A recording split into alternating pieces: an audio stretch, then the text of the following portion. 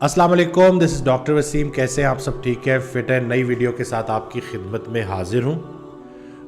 सबसे पहले तो कुछ चीज़ें मैं आपको बताता चलूँ कि जिस तरीके से लोगों का रिस्पांस आ रहा है, अल्हम्दुलिल्लाह लोगों को वीडियोस से फ़ायदा हो रहा है।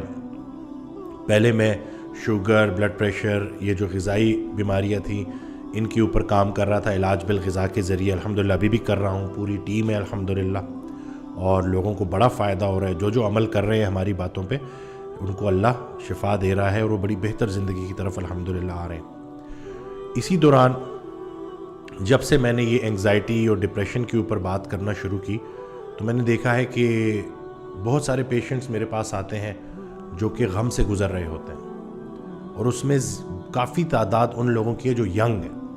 जैसे उस दिन एक शख्स मेरे पास आया और मुझे कहता है कि डॉक्टर वसीम, मैं गमगीन हो जाता हूँ बग़ैर किसी वजह के, यानी कि मतलब मेरे पास किसी चीज़ की कोई कमी नहीं है, लेकिन बस बैठे बैठे मैं गमगीन हो जाता हूँ। मुझे पूरा इर्द गिर्द की सराउंडिंग गमगीन लगती है और मैं खुशी को महसूस नहीं कर पा रहा था। तो मुझे बताएं इसकी वजह क्या है। तो मैंने उसको जवाब दिया कि वजह जानने से पहले ये देखो कि गम के मुतल्लिक हमारा दीन क्या कहता है, अल्लाह ताला क्या इरशाद फरमाता है। गम जो है ना, वो इबादत का बेहतरीन टाइम है। अगर आप गमगीन हैं और गमज़दा हैं तो देखें कि इस वक्त अगर आप अल्लाह से राब्ता अपना कायम कर लेंगे और इस मोमेंट पे आप अल्लाह की इबादत शुरू कर देंगे, अल्लाह से बातें शुरू कर देंगे, अल्लाह से अपना ताल्लुक़ मज़बूत करेंगे, तो ये बेहतरीन टाइम है इबादत का।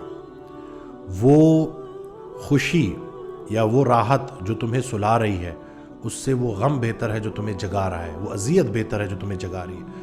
तो गम ना बड़ा कुछ सिखाता है आपको। गम से घबराना नहीं होता, गम को रीड करना होता है।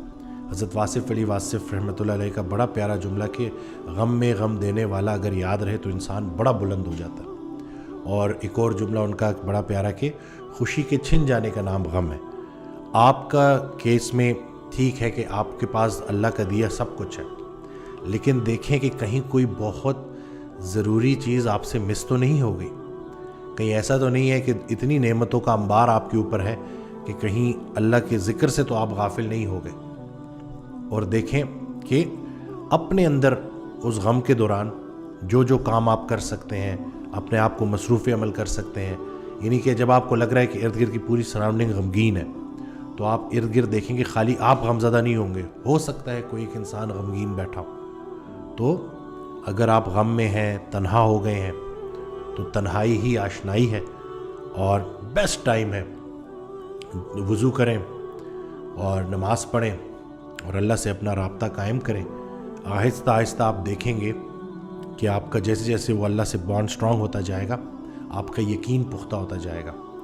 अल्लाह की मर्ज़ी और अपनी मर्ज़ी में जो फ़र्क है उसका नाम गम है। तो बाज़ औक़ात इंसान जो है ना, वो सिग्नल कैच नहीं कर पा रहा होता, अल्लाह की तरफ से जो सिग्नल होते हैं, तो फिर अल्लाह गम दे के अपने करीब कर लेता है। तो ये अल्लाह के करीब करने का शॉर्ट कोर्स है गम।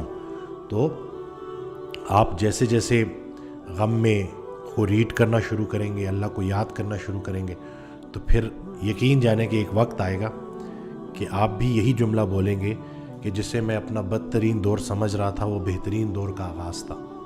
तो दिल की दुनिया जब आबाद हो रही होती है ना, तो गम से गुजारा जाता है। मुझे एक शख्स मिला, उसने मुझे ये कहा कि मेरे ऊपर ना शदीद गम आ गया। तो मैंने एक बुज़ुर्ग थे, उनको कॉल मिलाई और मैंने कहा कि हज़रत मुझे बहुत ज़्यादा गम आ गया। तो उन्होंने जवाब दिया कि बेटा, ऐसा लगता है तुझे किसी की दुआ लग गई है, क्योंकि ये जो गम है ना, ये जो मुश्किल वक्त होता है, या जो ये गम है, ये आपको वो बातें सिखा जाता है और वो चीज़ें बता जाता है, ज़िंदगी का वो सबक याद करा जाता है जो खुशी में आपको नहीं मिल सकता। और वैसे भी अल्लाह ताला का वादा है कि हर सख्ती के बाद आसानी है। तो जैसे जैसे आप गम की तरफ आएँ तो गम के आगे जाके खुशी है। और ये तो ज़िंदगी की खूबसूरती है ना, उतार चढ़ाव, सख्तियाँ, आसानियाँ, खुशी, गम, रोज़ा रखना, फास्टिंग करना, खाना, तो बस बैलेंस का नाम है। और बस चाहे खुशी हो चाहे गम हो, अल्लाह को नहीं भूलना और अल्लाह से अपना बॉन्ड स्ट्रॉन्ग करना है, और आप देखेंगे कि आहिस्ता आहिस्ता ज़िंदगी में बड़ी बेहतरी आ जाएगी। और تنہائی میں جب بھی آپ بیٹھیں نا اور آپ کویسچن کریں کہ دیکھیں کیا اللہ مجھ سے راضی ہے، آپ کو اگر یہ سوال آپ سوچتے ہیں تو اپنے آپ سے خود پوچھیں کہ کیا آپ اللہ سے راضی ہیں؟ جتنا آپ اللہ سے راضی ہیں اتنا اللہ آپ سے راضی ہے۔ جب اللہ کسی بندے سے راضی ہوتا ہے تو اس کو اپنے آپ پہ راضی کر لیتا ہے۔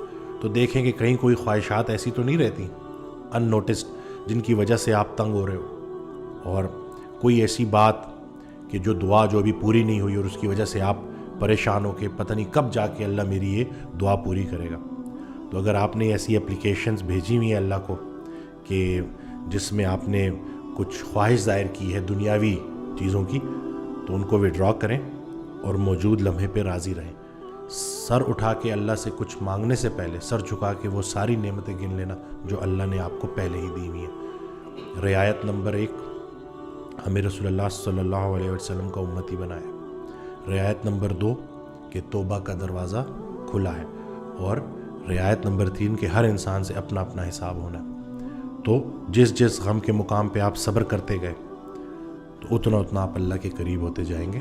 تو بس یہ ویڈیو آپ سب کے لیے ہے، ویڈیو شیئر کرنا نہ بھولیے گا، دعا میں یاد رکھیے گا۔